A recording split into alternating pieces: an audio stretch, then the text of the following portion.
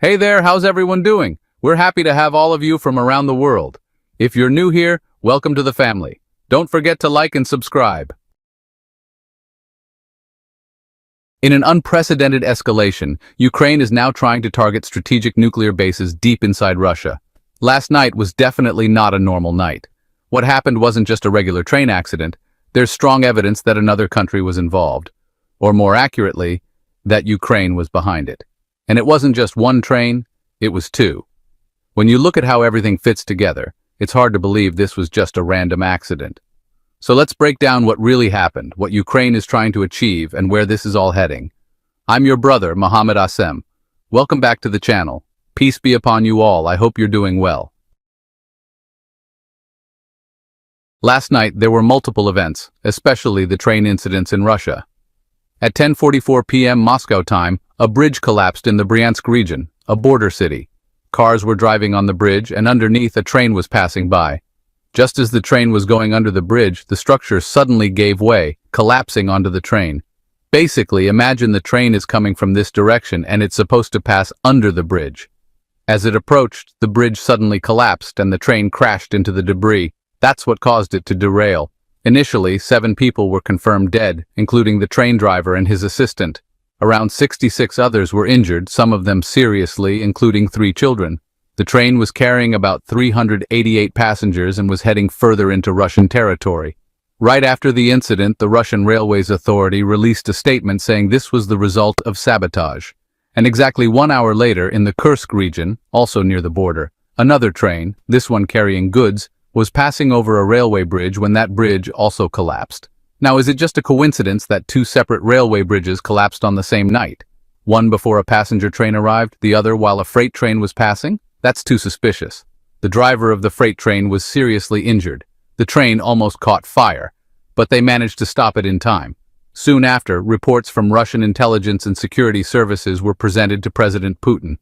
The preliminary investigations confirmed that this was an intentional explosion, not just a random accident. And it didn't stop there. The Railways Authority also discovered damage to another railway line in the Uneka-Getcha sector. I'm not personally familiar with that place. Apparently there was another attempt to sabotage a railway track there to cause another train incident. The Russian reaction was strong. Andrei Kartapolov, head of the National Defense Committee in the Duma, said that Ukrainian intelligence was clearly behind it. Svetlana Petrenko, spokesperson for the Russian Investigative Committee, said all the evidence proves this was a terrorist attack. So what was Ukraine's response? Up to now, they haven't officially said anything. Total silence. As if they know they did it, but they're keeping quiet. However, Ukrainian intelligence did put out a completely different story. They said they blew up a train near Melitopol in the Zaporizhzhia region. That train, according to them, was carrying food and fuel for Russian troops heading toward Crimea. They claimed responsibility for that attack openly. What does that tell us? It's as if Ukraine is sending a message. We're hitting your trains, but only admitting to military ones, not civilian ones. Because if they admit to blowing up passenger trains, that's considered a war crime. So they're trying to show the Russian people that they can destroy important infrastructure while avoiding direct blame. Remember, in Russia, trains aren't just a means of transport. They're the backbone of the military's logistics. Trains are how the Russian army moves around, so these attacks are a big blow. Russia will definitely respond to this, especially since it happened during a time when there was supposed to be talk of peace. But instead of peace, we're seeing drones and unprecedented attacks from both sides. No one can talk about peace right now. It's just not realistic.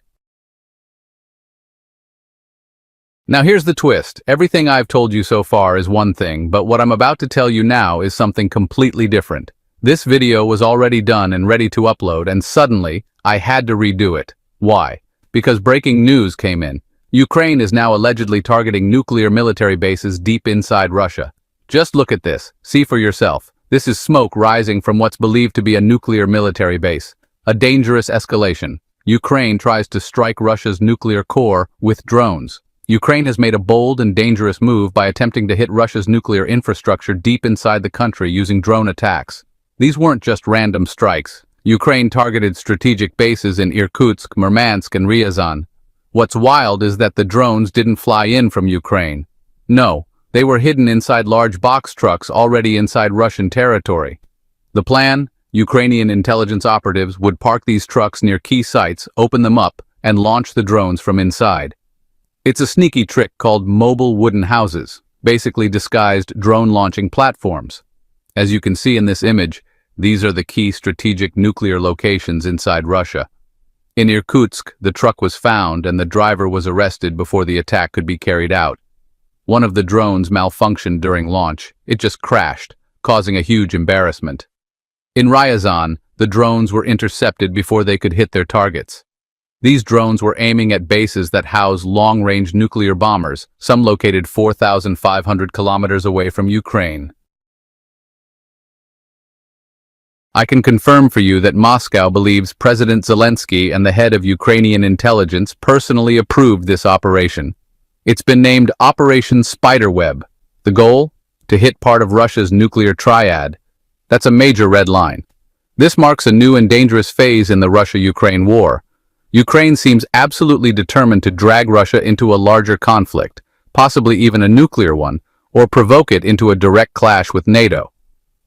What Zelensky is doing has nothing to do with peace. He's pushing for total war, complete destruction, and trying to drag the West in with him, no matter what. If you ask me, I don't think Russia will hesitate to deliver a massive response to Ukraine. They won't just sit back. In fact, Russia has already responded with heavy strikes. Here's footage of Iskander-M ballistic missiles being launched. They've destroyed drone launch platforms, 30 vehicles, weapons, and ammo storage areas. At the same time, Russia launched a major attack on places like Ismail Port in Odessa, one of the most well-known ports in the region. Around 90 drones were sent toward various locations: Kharkiv, Odessa, Donetsk. And on top of that, Russia claims to have liberated another town in Sumy. But here's the bottom line I want to stress.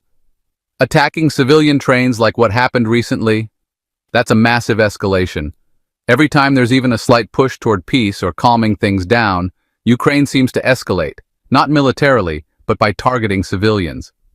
When Russia escalates militarily, it's one thing, but when Ukraine goes after civilians, the Western media stays completely silent. If the same attacks happen to Ukrainians, you'd hear about it all over the news, but when it happens to Russians, crickets.